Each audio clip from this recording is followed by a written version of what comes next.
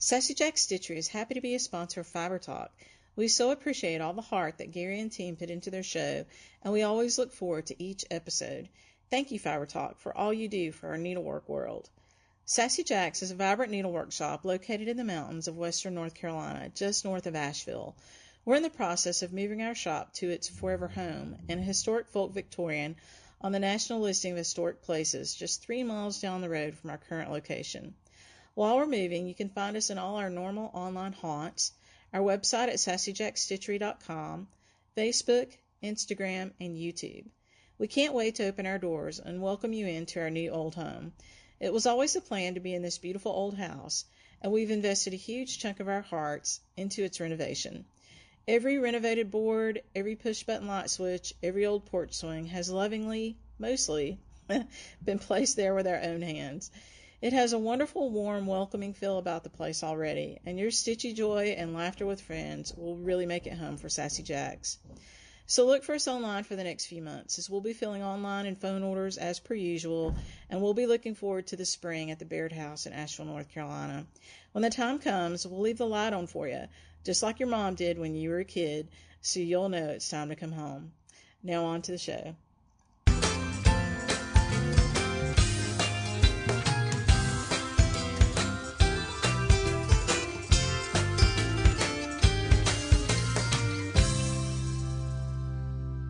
Welcome back. I'm Gary Parr. And I'm Beth Ellicott. You're listening to the Fiber Talk podcast that we do twice a week for needlework artists. Our artist this week, Cindy Lee Gershin. Yes, that's Cindy from 2 weeks ago, who talked about what a judge does, and then did a Wednesday show about judging and showed some pictures. And if you missed any of that, you want to go back at wetalkfiber.com, look up Cindy Gershin, Gershin, and you can see all of that. Well, the other part of Cindy, she has two halves. The other half is she is a needlework appraiser. And we talked too much about judging the last time and couldn't get to the appraisal part. So Cindy is returning this week to tell us about needlework appraisal. And I'm sure anybody who's done particularly needlework antique samplers, but really any kind of needlework at a level, you start to wonder, does this stuff have value? Should I protect it? What should I do? So Cindy, welcome back. It's good to have you. Hi, thank you for having me back again. Yes, that was the thing with you is, all right, we want to hear about the judging, but I almost equally wanted to hear about the appraisal, so appreciate you doing this so quickly afterwards. I had wanted to talk about the appraisal as well, so I'm glad you asked me to come back so we could focus on that this time. Now, it seems to me that if you look at it in the right way, of course, if you look at anything in the right way, they kind of tie together, but that appraisal and judging really have a lot of similarities. Was one a branch off of the other, or equal interest, or how did you get involved in appraisal too? I believe it was just more of continuing interest. I had done the Master Craftsman program through EGA. I had done the judging program through EGA, as you know, that we spoke about.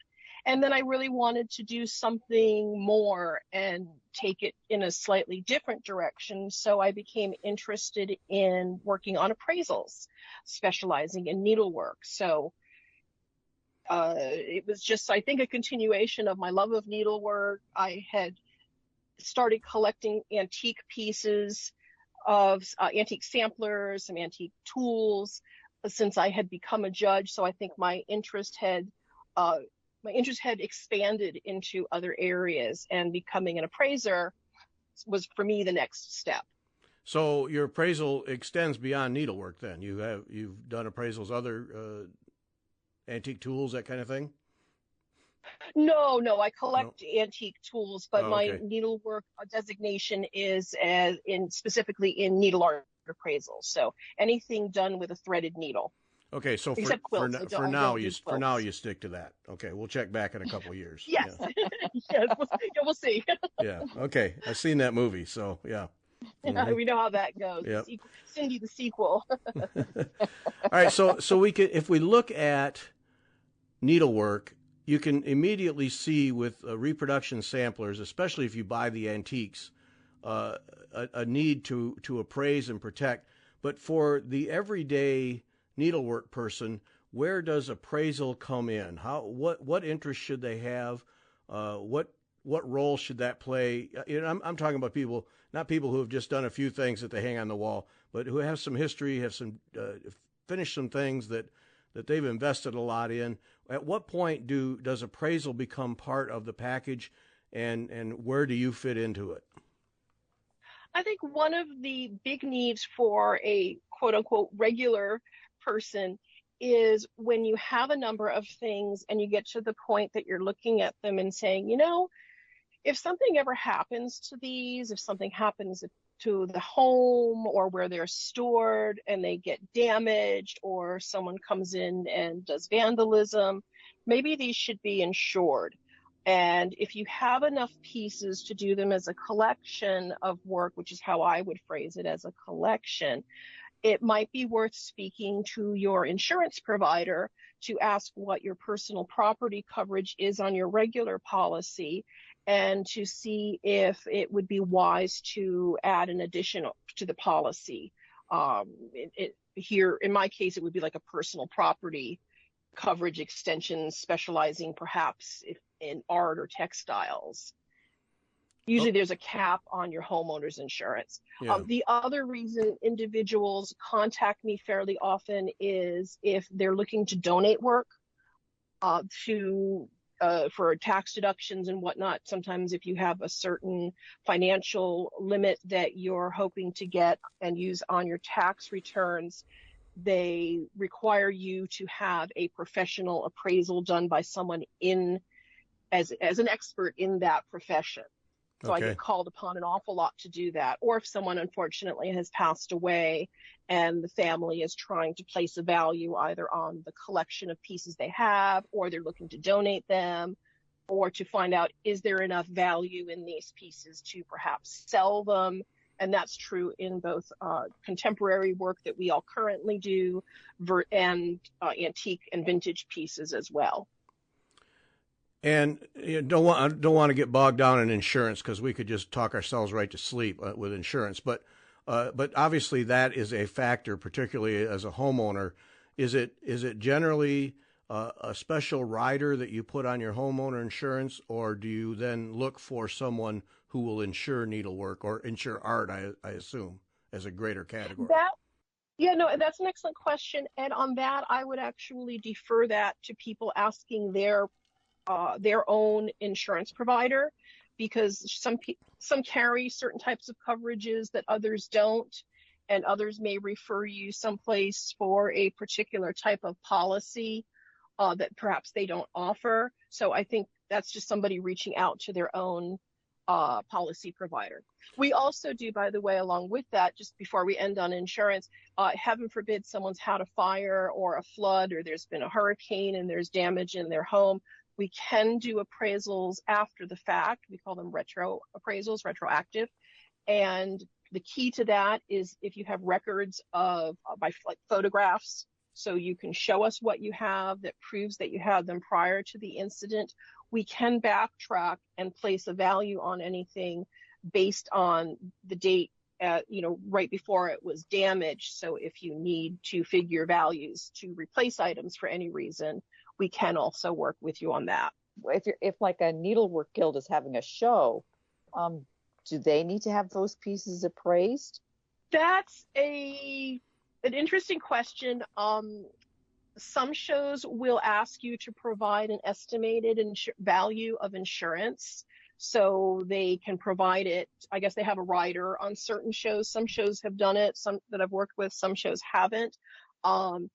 There are ways to come up yourself with just a very quick down and dirty appraisal value to sort of use for that, which will cover your basis for the show that you're entering.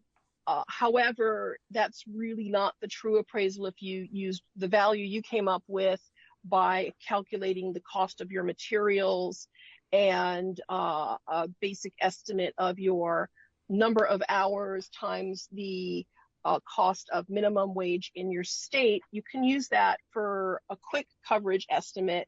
However, if you hired a professional appraiser to do a correct appraisal regardless of whether it was for sales or insurance or donation value. Every type of appraisal, even for the same piece, can come up with a different valuation of appraisal.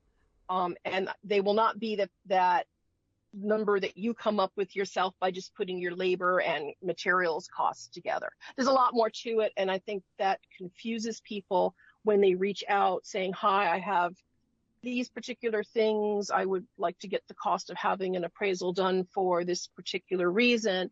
And then we come back at people with, okay, well, in order to do this job, it's going to take me this much time, and my estimate will be approximately this many hours, which will cost you in this price range. And it's usually quite expensive because unlike, say, a jewelry appraisal, for an example, where it maybe takes an hour or less, and there's some certain set standards that they use, we have to do a lot of research. Every piece is unique.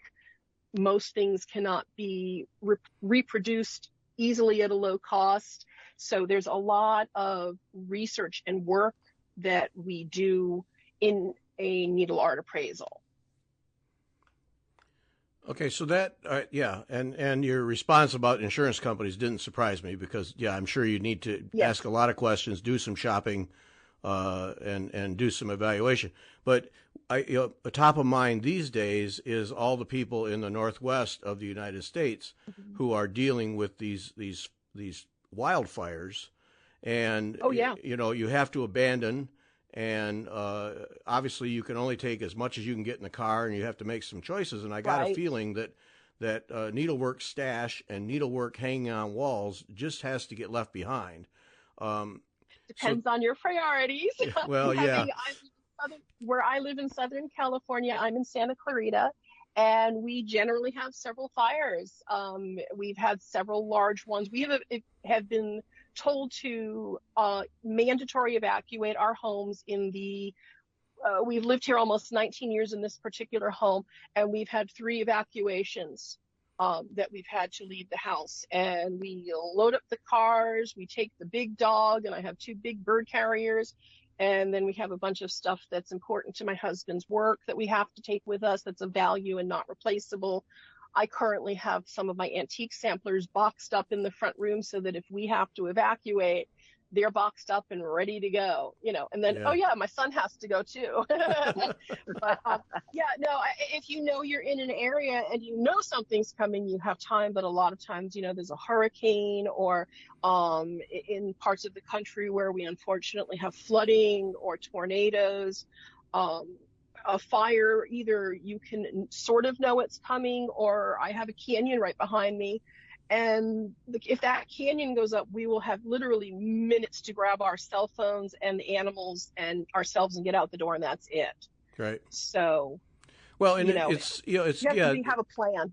This topic gets to be more and more important just because of all those things, and we know with global warming, it's only going to get worse. And we have some friends who owned a place in a canyon that sounds like just like that, and the fire department said, just be aware that if a fire starts, it will funnel right down the canyon to your house. So you need to be able to run. And they sold the house not too many years after that because they just didn't like that black cloud hanging over them. So you get to a point where, like you said, you have your stuff boxed up, ready to go. And I'm sure that is becoming a way of life for more and more people who will live in these areas, whether it's hurricanes or fires. So then an evaluation of an appraisal then starts to have more importance than maybe it would in, say, the Midwest, because if you have to leave them behind, to an insurance company, it's probably, to them, just women's sewing. What's that? Right. Very true. So, okay, the cost of a spool of thread is 50 cents. So there's your insurance. So that then starts to carry some weight. Yeah. And I recommend, look into someone like me if you have enough things that you feel you may want to have them insured. I'm always willing to talk to you. It doesn't cost anything to contact me to discuss it.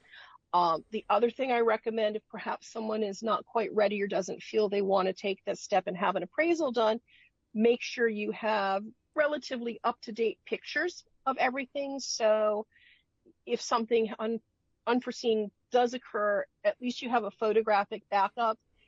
And should you wish to try and get a retroactive appraisal done, then at least you have proof that you had these things. We can see exactly what they were and what you had, and we can work estimates with that in accordance with your insurance company. Okay, so let's start then at the beginning. So I'm assuming that if you collect antique samplers and have any number of them, that you're going to be making sure that those are protected and covered because of the investment that's involved. So that, to me, that gets set aside.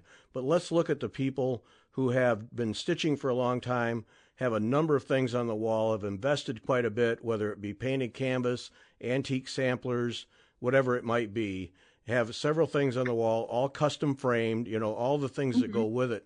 What are my procedures?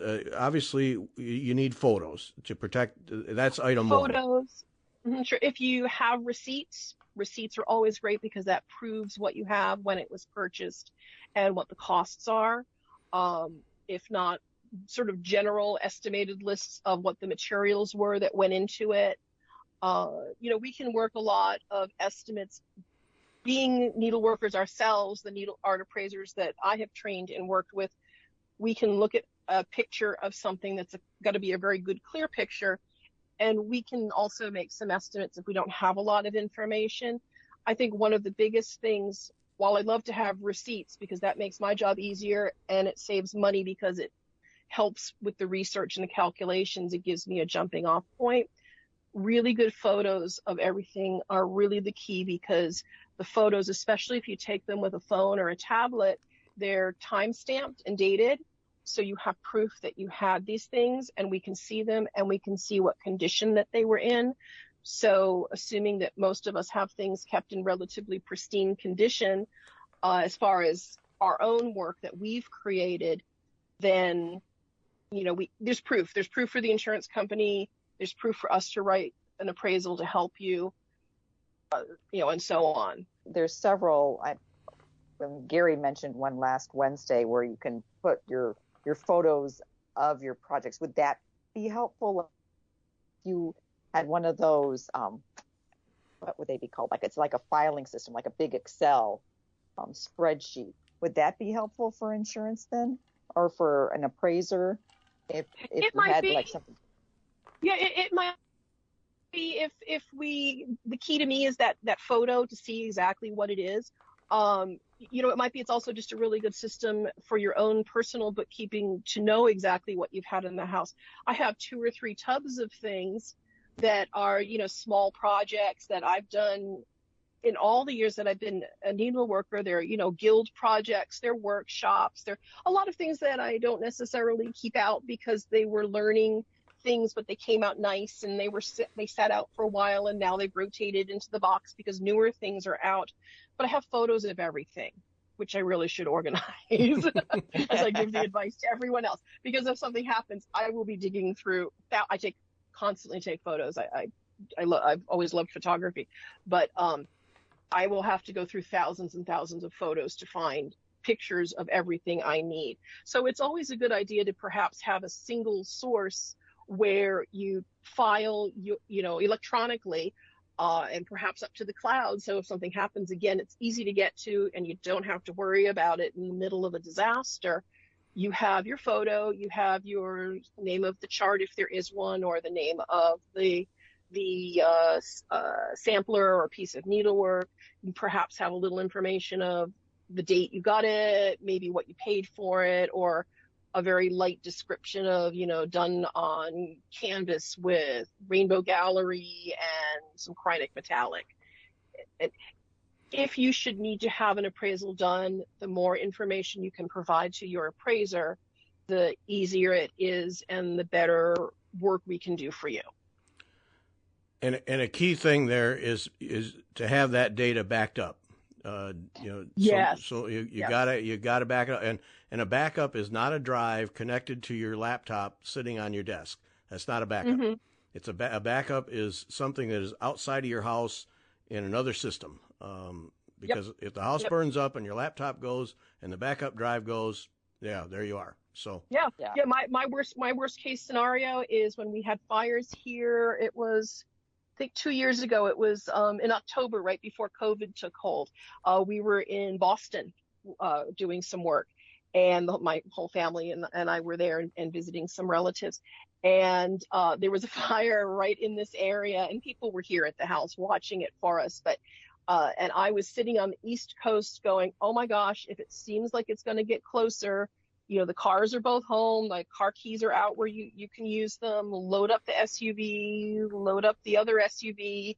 This is what you need to take, but I wasn't home, yeah, so really who knew? And if it was really bad, they would take off, whereas we would probably get a few more things in the car. So you have to figure if something happens and you're not home or you're at work and they won't let you back to your house, which happens if you leave the neighborhood to take things to an off-site to a friend's house, the fire department and police sometimes won't let you back in your neighborhood in a disaster. mm-hmm. But that's just, that's a whole other topic. I Yeah, can talk for an hour on that as well, but from personal experience. But yeah, so photos and information, cloud backup. The more you have, the better off it is for everything.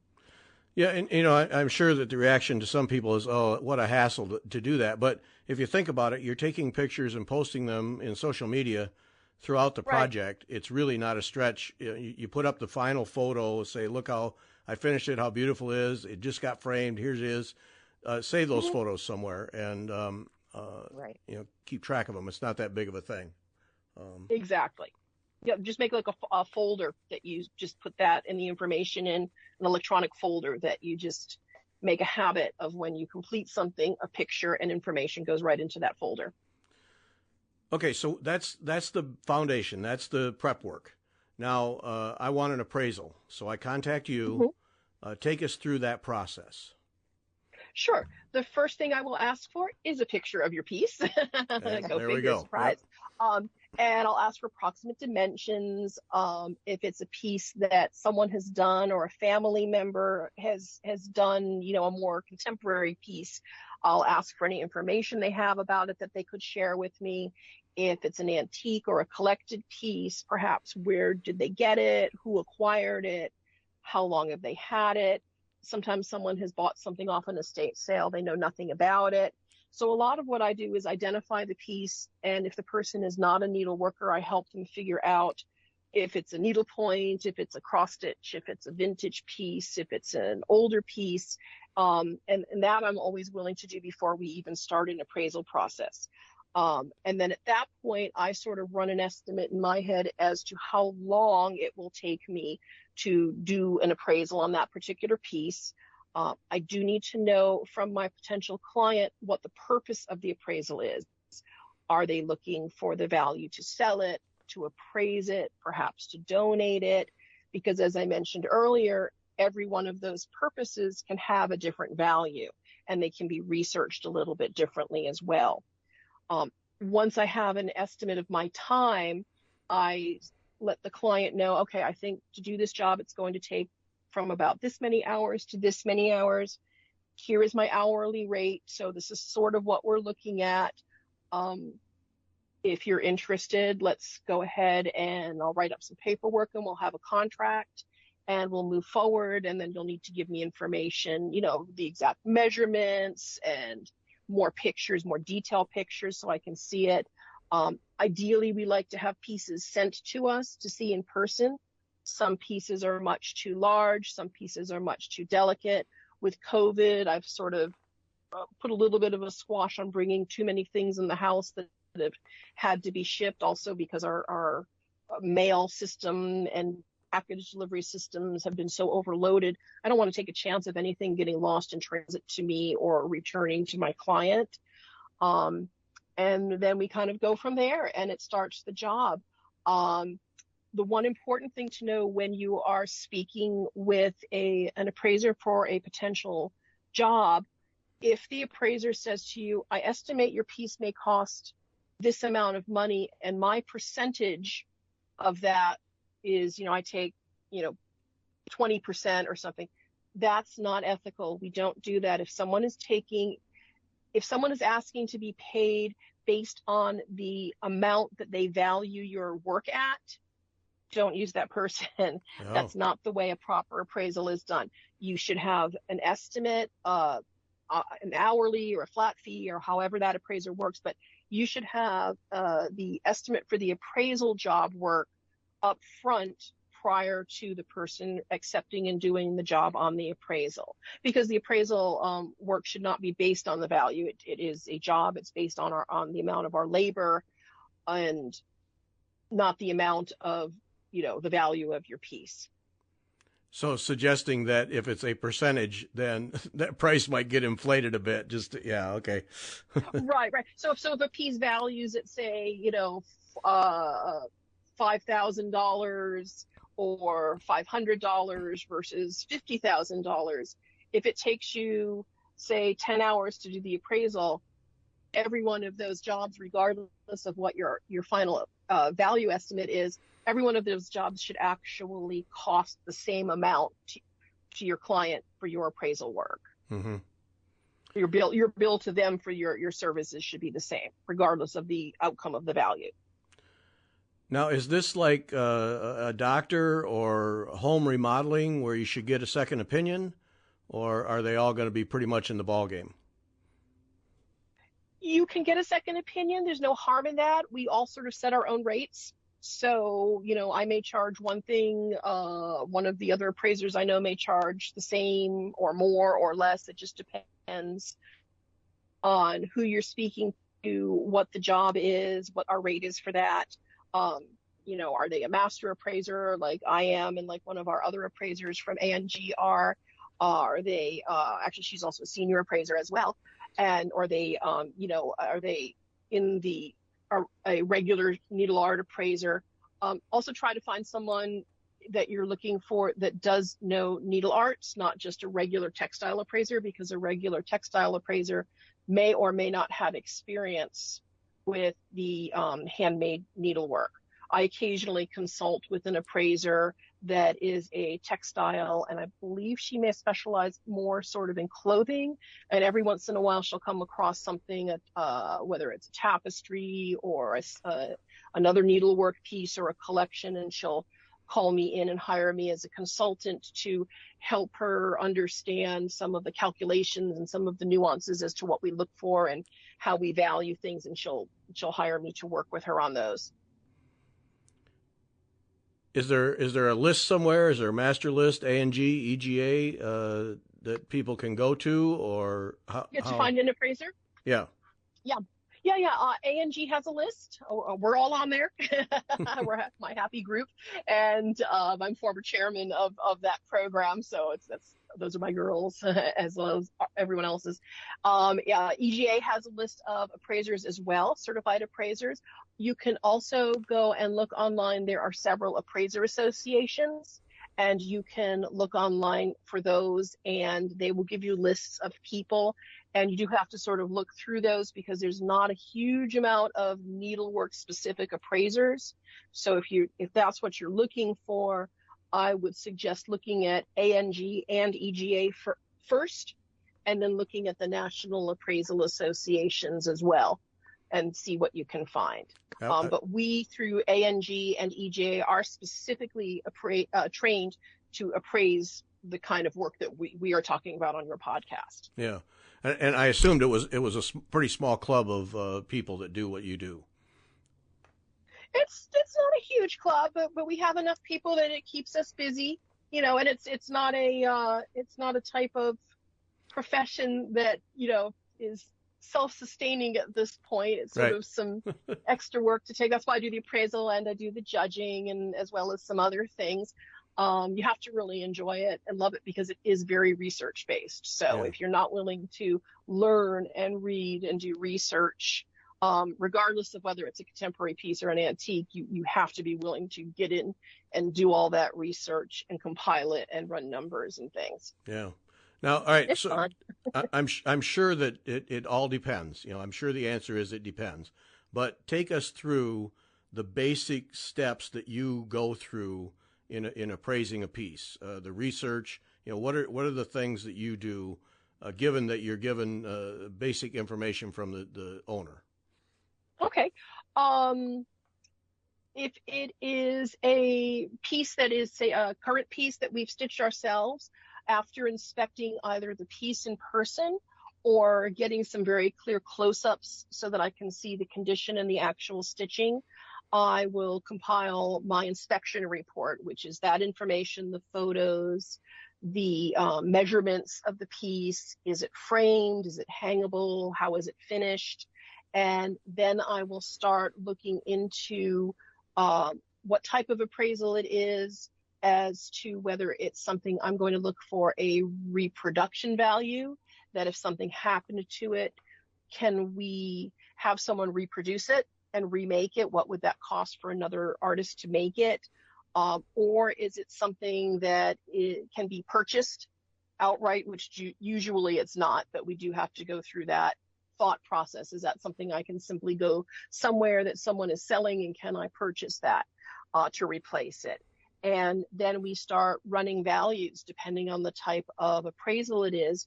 So if it was the appraisal that I mentioned first, a reproduction appraisal, we would start looking at what it was made of, what the materials are, estimating quantities of materials. Is the chart available? Does it need to be redesigned and recharted? Are there any finishing costs involved related to it?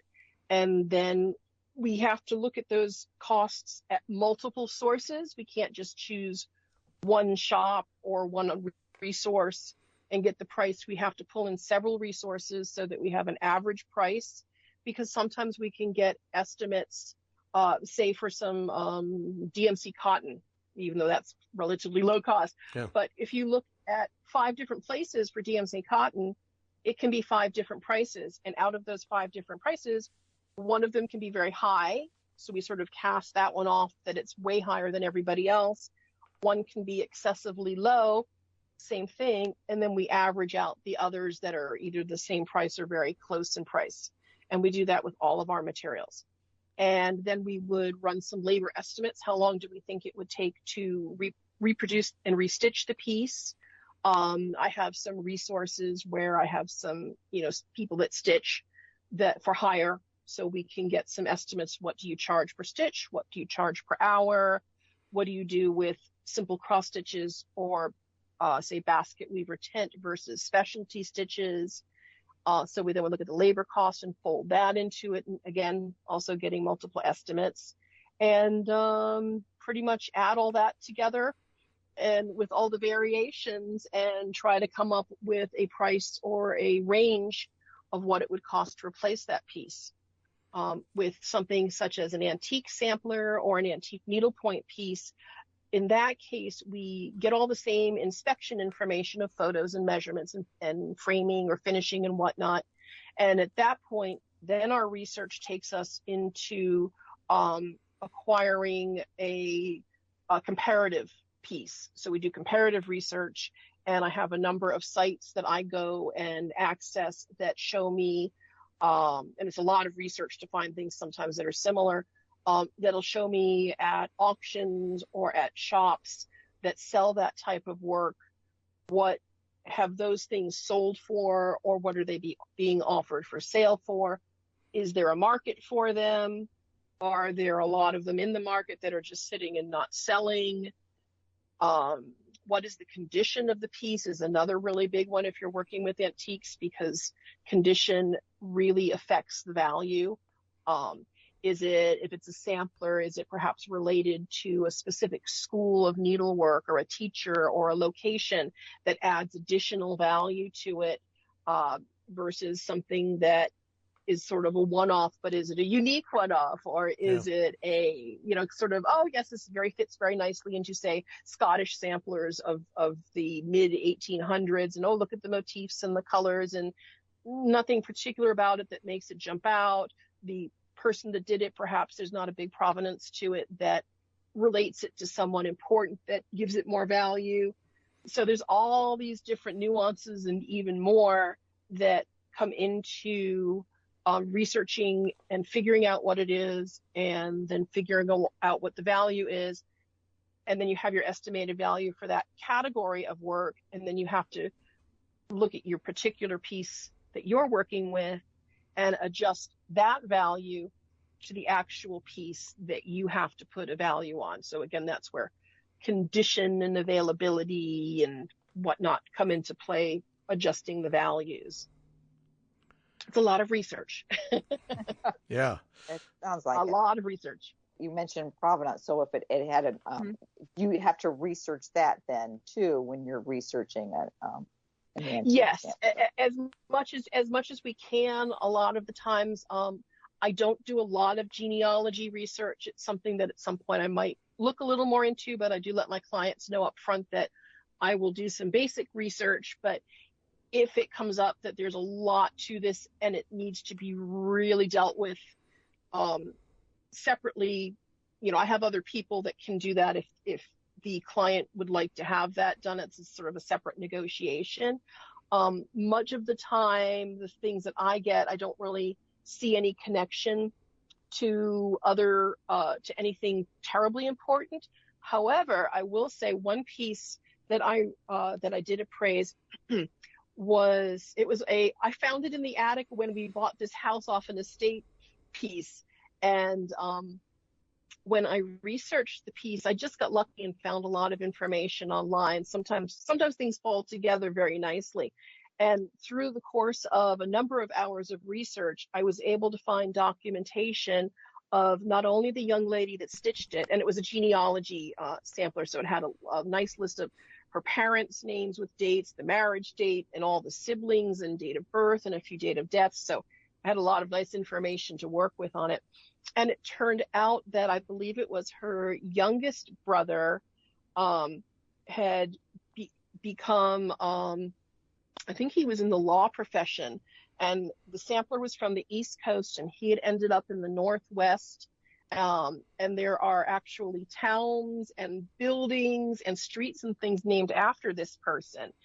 And I was able to date the family back to, it was either 1601 or 1603, to the person that actually came across from, I believe it was somewhere in England, into the East Coast. And I was able to see the documentation of all of the family all the way up through, I think it went into the early 1900s. I think it went into the very early 1900s. And I got really lucky, and it was an absolutely fascinating research. And I have to admit, I spent many, many more hours on that than I charged. And I didn't charge the client for it. I found it absolutely fascinating. So I did extra work on it because I wanted to.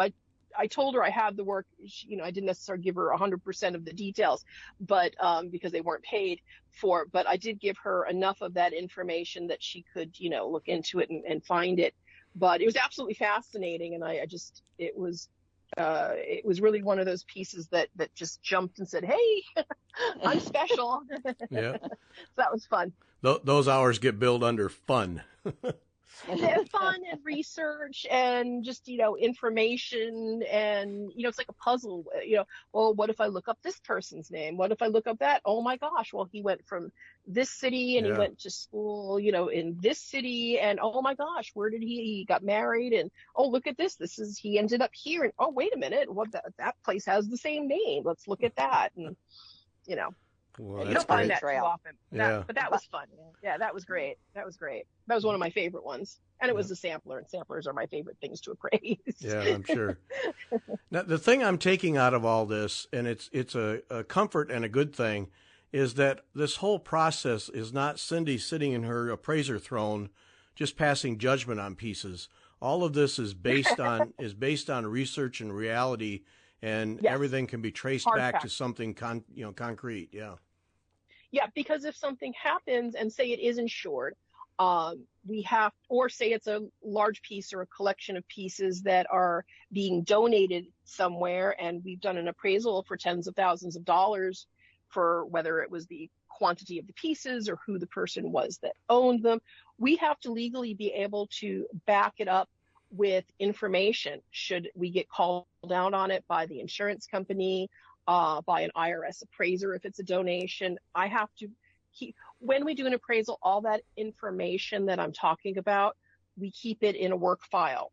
And we legally have to keep our work file for it's like 5 to 7 years, so that if we need to refer back to it, all of the research we've done, whether or not the details of it go into the report, or we went down a rabbit hole, but it wasn't the right one, but we still kept the information because it was part of our research, but it didn't need to go into the report, because ultimately it wasn't needed.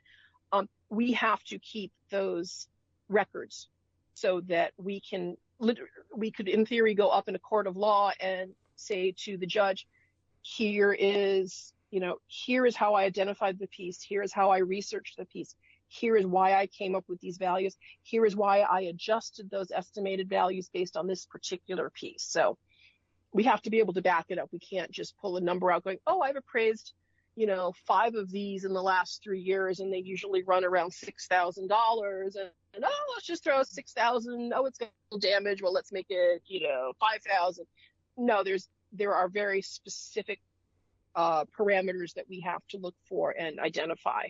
Yeah, see, that's okay. That's the part I was taken out of this. So that's where your certified appraiser comes in, as opposed to someone who just thinks they know. Yes. Mm-hmm, exactly. That's what you get, instead of the person says, well, I can do a quick $25 appraisal and, let you know how much it's worth. Well, I can give anyone a ballpark, theoretically. I can look at something and go, those usually go for, it's a piece of work that someone has done themselves. Okay, that would usually go maybe for $800 to $2,500, somewhere in that range, maybe narrow it down here or there. But ethically, I can't, because without actually sitting with it and analyzing it and researching it, I can't really give someone a ballpark estimate, because it's not a true valuation of the piece. Yeah. The other question that comes to mind is, we'll use Beth as an example. All right, she's poured hours and hours into a sampler, and done a beautiful job, which of course we know she would do. Has it finished, and then what is the value? Well, you know what you spent on it. You bought, a $75 piece of linen, and you bought some silks, and you got roughly X hours into it. Is there, and I know it depends, but should someone be able to look at their piece and say, all right, I spent $200 on this, and when it's all finished and framed, maybe I have $500 into it. Do I have an $800 piece in value? I mean, is there some extra value that comes with it just because it's been stitched and finished, or do people tend to have an inflated view of the value of their work? Unfortunately, it's the latter. And what happens is a couple different things.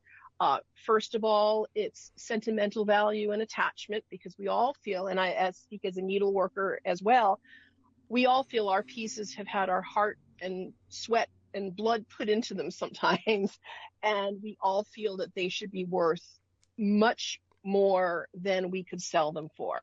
So when you're looking at a piece that you did or Beth did or that I did, and I want to take and sell, we want to get a value to insurance, or a lot of times I have people, they're looking to make money.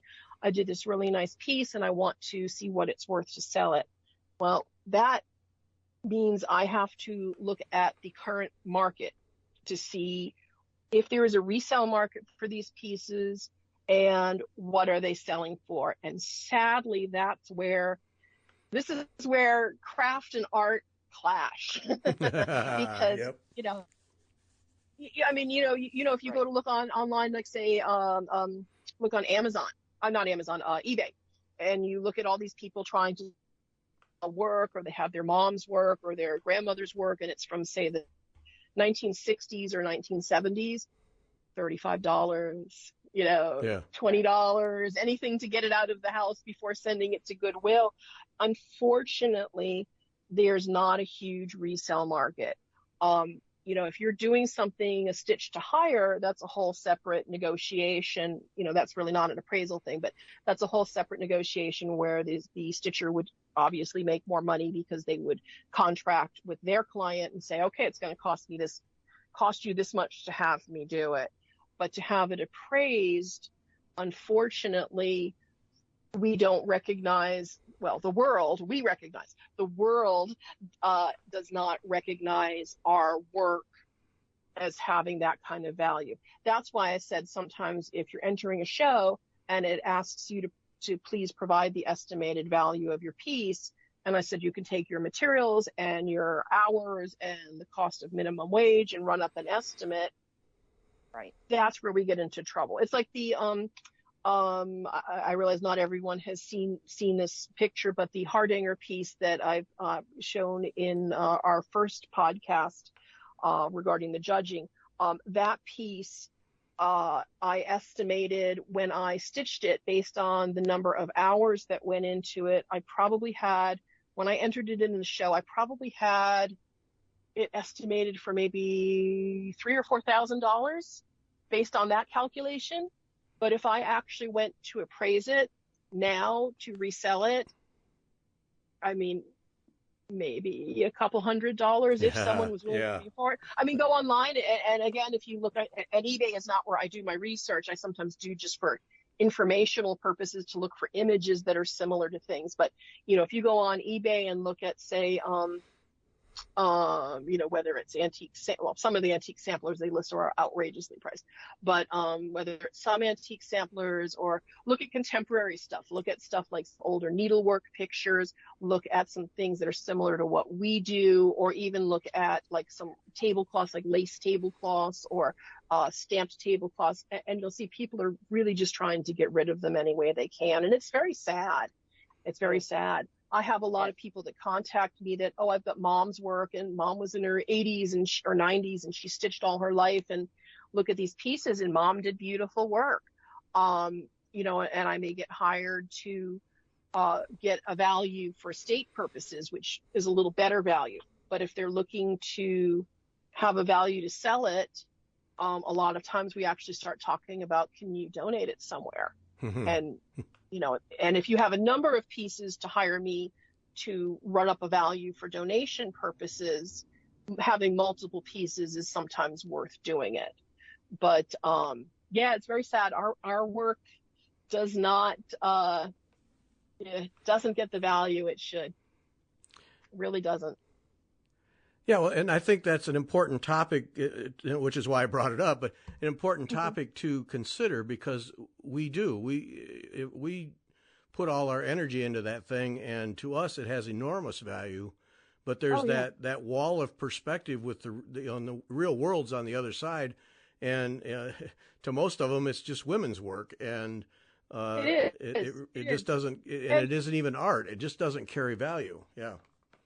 Exactly, and it's really hard to explain that to a client, especially if they have a family piece.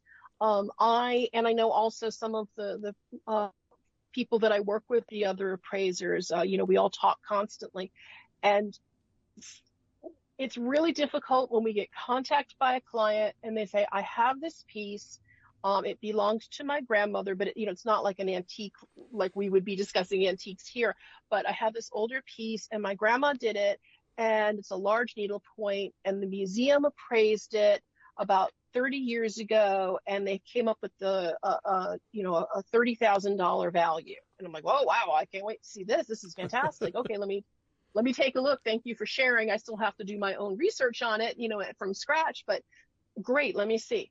So they'll send me the images, and this is before we contract for a job. This is some of the preliminary work that I do. And I'll take a look at it and go, all right, maybe I'm missing something. The condition isn't very good, so that could have changed, but I don't see anything jumping out to me that is totally special about it. And I'll start asking some more questions. Well, do you know what museum appraised it? Do you have paperwork? Big one. If you have paperwork, save the paperwork. Do you know why? No, but the grandma told us that she had it appraised, and that's what the man told her. Okay. And it was somewhere in Ohio, and I don't really know where, but that's what she always told us that this was worth, and that if anything happened to her, one of those stories. And, and I'll say to them, look, the popular work, which gets higher values right now, the popular items are schoolgirl samplers. I'm happy to take this job and look into it, but I'm going to tell you right now that unless I can figure out something about it that made it extra special, you're going to be very disappointed, because if this is worth a couple $1,000s, you're going to be in good shape here. So, and they unfortunately get very unhappy. And I hate to disappoint people, but I'd rather tell them up front before I accept the job that, you're not going to be happy after you pay me and you see your evaluation. And they'll huff and they'll puff. And every once in a while, it's funny, because then one of the other appraisers that, that I've worked with in our program, all of a sudden someone will start asking around, well, has anyone spoken to this person? They said they spoke to another appraiser, or gee, someone will just contact me and say someone contacted me about this piece and I'm having a little trouble, and I'll say, oh, is it this, this, and this? And they'll say yes. I'll say, yes. And they're gonna, and and my associate will say to me, I'm about to tell them the same thing that you told them, but I just wanted to make sure I wasn't missing anything, so. Right. So that, unfortunately that happens quite often. And we hate to tell people that their pieces are not worth that, especially if there's nothing to back it up. So right. It does happen. Right. So, and that just goes to show, what I would appraise, like I have tons of Gay and Rogers hearts. What I would have those for insurance, if we had a tornado come through here and they were destroyed, that would be totally different than what they would resale out. Most people look and say, oh yeah, that's probably worth about $25, Mm-hmm. Exactly. Right? I mean, exactly. Because they just don't understand the materials and the time put in. And that's probably all, and that would probably be all the market would bear, to be honest. Exactly. And that's the difference between a sales valuation versus an insurance valuation, right? Because we're looking at having it possibly replaced, because you can't just go buy one off the shelf somewhere. So we would be looking at having someone, the cost of how it would be replaced and what would be involved in that, versus you going to sell it and what would someone actually pay you for the piece. And it's interesting because there are different values to things, and you wouldn't think that there would be, but there really are. When you start to think about it, it starts to make sense. So the bottom line is, if you want to gauge, watch Antique Roadshow and count how many times people make a killing in an hour. And yeah. Mm-hmm. Well, sometimes Antique Roadshow is fun. Every once in a while we get surprised. Right. But that's just it. Yeah. And that's also, the fun part, but it's also very rare. Yeah. It is. And also just Antique Roadshow, it's interesting because my understanding, and it has to be this way because even I watch it and go, okay, I know these people are experts and they can give some information off the top of their heads, but my understanding is those shows, there's a lot more research that goes on, and there's more time spent than just the person coming up in front of them. I think a lot of people that probably goes to those, have items that the appraisers are expert enough that they know what the price range is and can tell them. But I think some of the pieces that they put on the air, especially ones that have a lot of background and history, like, oh, this was, Grandpa's Civil War uniform, and there's a picture with it, and here's a letter from his wife before they got married when they were sweethearts. And I think there's a lot more research that they have done, so people and the reason I bring that up is because sometimes people expect to contact an appraiser and they'll contact me expecting me just to say, oh, yes, it's in this price range. And I can't do that.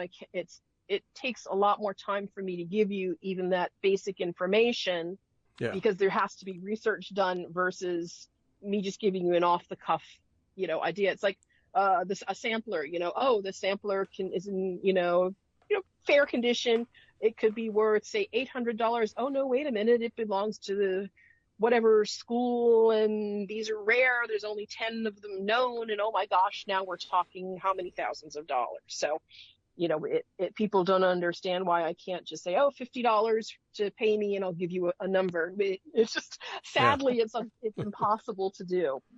I can't believe an hour-long TV show isn't all. Oh, I just can't believe that. I thought that was the magic of television. Are you crushed, Gary? Crushed? I'm just destroyed. She just burst the giant bubble right there. I just going to say that. I'm sorry, Gary. I'd pat you on the back. I'm a wreck for the rest of the day. Oh, jeez. Yeah. Have you done museum work? Have you appraised things for museums and serious collectors? I have, and I because of confidentiality clauses, I can't really discuss it. But no. I was called in to consult on something that actually was a very big deal is really, unfortunately, all I can say about it. As much as I would like to talk about it, I can't. But yes, I have had a couple projects that I have worked with that were fabulous, and I can't tell you how thrilled I was to have been involved with them. Yeah, well, that's why I asked, is it has to be very exciting to do that kind of work. Yeah. It is. I'm afraid I can't elaborate. That's all right. No, don't expect you to. Right. But yeah, they do come up, and I love it. Very interesting, and especially to get up close and personal with certain things from certain people is a real treat that not everyone gets to do. Right. Have you do you know of appraisers, or have you run across fakes that were considered to be the real deal? I haven't run into that any more than someone perhaps sending me a picture of something that they've purchased and they think it could be vintage or antique. The person that they bought it from wasn't really sure. So they're looking to identify it and see, is it worth appraising? And sometimes I'll look and say, no, this actually type of work was done in like the 1970s. And I can see from the materials and the pattern, and it's this design. I'll take a couple minutes, and a lot of times I can locate a design and say, hi, if you want to look up this title and, this manufacturer, it was done as a kit in, Europe. And, so that nice gift that your mother was given or that you got at the collectibles store when you were traveling and they told you was special, not so much. And again, I hate to be the bearer of bad news, and I try to do it very nicely. Yeah. Oh, well. That's the thing with so much of this stuff. My aunt, when she died, had a massive collection of those Hummel figurine things, and it gave them all to us. And immediately you think, oh man, these things are old, and how cool is this? And what a tremendous value of this collection. And you start to look them up, and they aren't even worth the original purchase price. And you're kind of disappointed, but then again, it's not surprising. And so this whole world of what is this stuff worth, stop and do some basic research, ask some basic questions, because your perception and your emotions need to be removed from it, and you need to connect with the real world. And that's where that's what I'm picking up from you, is you connect it to the real world. Yes, I have to. And that was a great statement that you just made. Yes, you do have to be prepared to remove your emotional attachment, especially if it was a family piece. You have to be able to sort of separate yourself from it. These days in particular, a lot of people are looking for any resource to make a little extra money, and it's just not everything is worth what you're hoping it to be worth. And sometimes they are, sometimes things are worth looking at and having an appraisal done. I always like to consult with my potential clients first, and we'll either do a phone call or a back and forth on a bunch of emails with pictures. And, I really like to get a lot of background and sort of get a feel for what it might be to give them an accurate range, first of all, of what the job will cost, as to how much time it will take me. And I also will advise someone if they come to me with something that I really think is going to be worth less than $500. And I'll say to them, look, here's my rate. Here's what it would take for me to appraise it. I don't think that this is going to be worth enough to be worth the cost of paying me to do the appraisal for you to pay me. I'm happy to do it, but I think the appraisal is going to cost close to or more than the amount of the value. And I recommend that you perhaps not do it. And I've had a bunch of people that, then they'll write back and say, thank you so much. I agree with you. Thank you for explaining it to me. And, and thank you for saying that, it's not worth the cost of having it done. I appreciate you not taking advantage, so I try to be honest and upfront with my potential clients. Yep. Yeah. Well, that's the problem with all this is it's our heart and soul that goes into each stitch. And, as the piece gets closer to finish, the value goes up. And then when it's framed, oh, sure. Now it's really important. And you have to be careful. Yeah. Oh, yeah. Yep. Cindy, as with the judging podcast, thanks so much. Boy, I learned a ton. I really appreciate the time. Well, thank you again for having me back. Always nice to talk to you and Beth. And thanks to everybody for listening.